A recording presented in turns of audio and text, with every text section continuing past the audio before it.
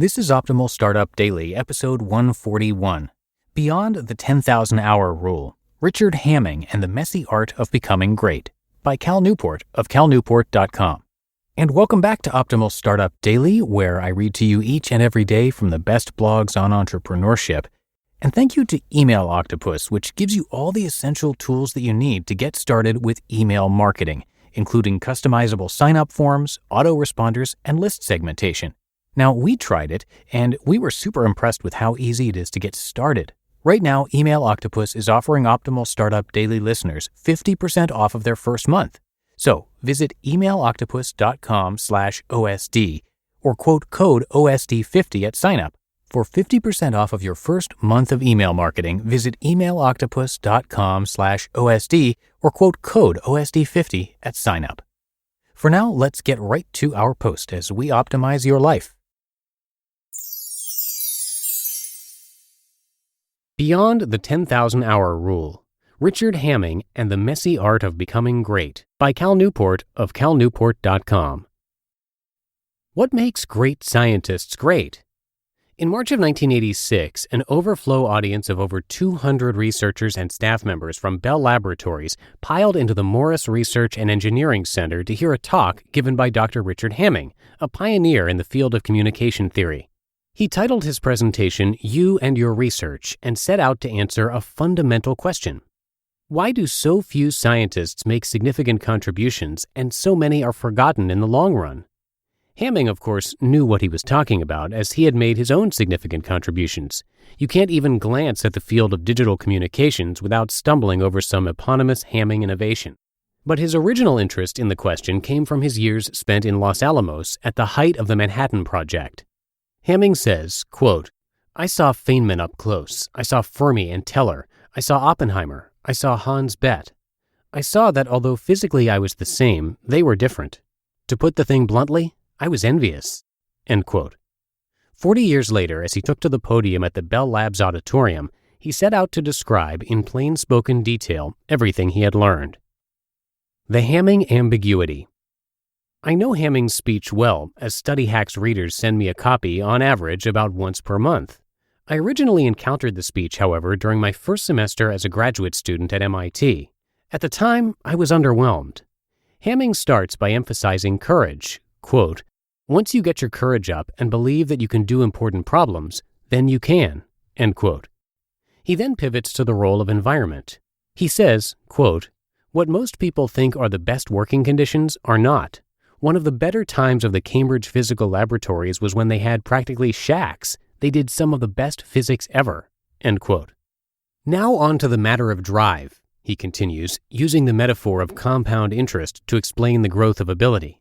He says, quote, "Given two people with exactly the same ability, the one person who manages day in and day out to get in one more hour of thinking will be tremendously more productive over a lifetime." End quote. As the speech rolls forward, Hamming continues to jump, somewhat abruptly, from topic to topic. We hear about problem choice. Quote, "If you don't work on important problems, it's unlikely that you'll do important work." End quote. And the surprisingly tricky decision of whether to keep your office door open. Quote, "There is a pretty good correlation between those who work with the doors open and those who ultimately do important things, although people who work with doors closed often work harder." End quote. He promotes the importance of producing widely applicable results. Quote, "I made the resolution I would never again solve a problem in isolation." End quote. And he emphasizes the distasteful necessity of selling. He admits, quote, "When I first started, I got practically physically ill while giving a speech." End quote.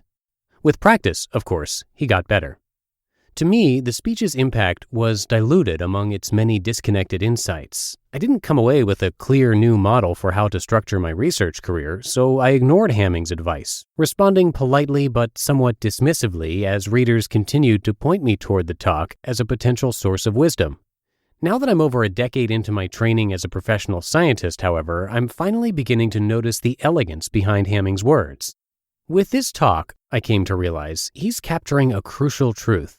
In many fields, including research science, the path to becoming excellent is messy and ambiguous. The fact that his advice is disjointed and varied is exactly the point. There's no simple model for becoming great.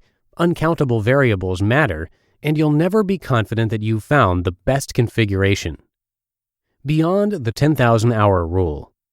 The messiness of Hamming's speech contrasts with the rational cleanliness of another popular model of becoming excellent, the 10,000-hour rule. This rule has been studied since the 1970s, but Malcolm Gladwell brought it into the mainstream with his 2008 book, Outliers. Here's how he described the idea in a recent interview. Quote, "When we look at any kind of cognitively complex field, for example, playing chess, writing fiction, or being a neurosurgeon, we find that you are unlikely to master it unless you have practiced for 10,000 hours." End quote. This rule reduces achievement to quantity. The secret to becoming great is to do a great amount of work. What Hamming emphasizes, however, is that quantity alone is not sufficient. He says, "I've often wondered why so many of my good friends at Bell Labs who worked as hard or harder than I did didn't have so much to show for it." He asked that at one point in his speech. Those 10,000 hours have to be invested in the right things, and as the disjointed nature of Hamming's talk underscores, the question of what are the right things is slippery and near impossible to nail down with confidence. In other words, becoming excellent is not the result of a well-behaved tallying of hours. It instead emerges out of a swamp of roiling ambiguity. If you're not ready for this reality, he implies, you're unlikely to last long on a path toward greatness. My working rules. Over time, I've made peace with this ambiguity. I'm never going to feel completely anchored in my quest to become excellent in my own field of theoretical computer science. Every rejected paper or publishing coup of a colleague will continue to flush my system with doubt, but I have managed to cobble together several working rules that have helped me maintain forward momentum. These aren't the magic right answers, but I thought I would share them with you as a portrait of one individual's battle with Hamming's necessary ambiguity. 1. Embrace ambiguity. You'll never be fully confident in your approach to becoming excellent. Embrace this ambiguity and your ability to recognize it and still move forward. This resolve separates you from most other people who are fearful of such messiness and soon retreat to the comfort of small projects with small but immediately apparent results. 2. Stay specific. Always follow a specific written plan for becoming better, even if you're not sure if it's the best plan. Specificity focuses your efforts and gives you the possibility of growth. Without a plan, it's difficult to progress. I maintain, for example, a detailed strategy for stretching my ability to translate algorithmic insights into deep results. 3. Tinker often, but not too often. Use moments of feedback. For me, for example, learning whether a research paper was accepted or won an award, to make educated adjustments to your plan.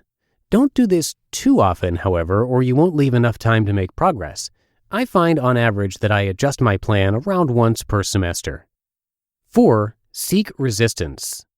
At the core of getting better is deliberate practice, stretching yourself beyond your current capability.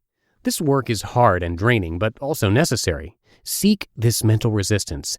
If you're not regularly experiencing long stretches of mind-melting hard focus, then you're wasting your time. 5. Revel in the craftsmanship. The path to becoming excellent is so long and messy that a goal-oriented motivation can only carry you so far. Top achievers find enjoyment in practicing their craft along the way. Conclusion. Hamming says, quote, "Great scientists tolerate ambiguity very well. They believe the theory enough to go ahead, but they doubt it enough to notice the errors and faults so they can step forward and create the new replacement theory." End quote. This is, perhaps, the most important advice from among Hamming's many suggestions. The path to excellence requires this balance between confidence and doubt, and though this balance is challenging, it's tractable so long as you recognize what you're facing. At least, I think this is true. As always, when it comes to these issues of growing ability, the right way forward is never quite clear. If it was, there would be a lot more stars out there. You just listened to the post titled Beyond the 10,000-Hour Rule, Richard Hamming and the Messy Art of Becoming Great by Cal Newport of calnewport.com. And I'll tell you more about Cal in just a second, but first, I want to thank Gusto. Now, I've already shared a lot of great quotes from small business owners talking about Gusto, and I have even more of them. So here are some more real people. Charlotte G. says, "The onboarding process is incredibly easy, and I know I don't have to worry about constantly filing paperwork because Gusto has it all under control for me." Very true for us here at Optimal Living Daily, too. With new hires and more, Gusto has made it super easy and keeps track of all the paperwork that needs to be filed for us. Along those same lines, Jessica H. says, by using Gusto to manage benefits, there's less paperwork, and I know we are always in compliance. That has also been true for us at Optimal Living Daily. We recently tried out benefits managed through Gusto, and there was pretty much no paperwork for us to send in. And we have different contractors in all different states with different laws, rules, and regulations, and Gusto handles it all and more. Right now, our listeners get 3 months free when they go to gusto.com/OSD. Yep, 3 months of payroll, benefits admin, and more, totally free. Again, that's gusto.com/OSD. gusto.com/OSD. And thank you to Cal, our author today, and a popular writer with a book that's being talked about everywhere, it seems. That's Deep Work, one of 6 self-improvement books that he's written. He completed his undergraduate studies at Dartmouth College in 2004 and received a Ph.D. from MIT in 2009 in computer science. He was then a postdoctoral associate in the MIT Computer Science Department from 2009 to 2011, and that year he joined Georgetown University as an assistant professor of computer science and was granted tenure in 2017. His work focuses on distributed algorithms in challenging network scenarios. Basic stuff. And again, he has multiple popular books that are worth checking out, plus his blog called Study Hacks. And lastly, you can check out his relatively new podcast called Deep Questions. You can find all of that and more at calnewport.com. And I think that does it for me today. Hope you're having a happy Thursday if you're listening to me in real time. As always, appreciate you being a subscriber and have a great rest of your day. I'll see you back here tomorrow for the Friday show, where your optimal life awaits.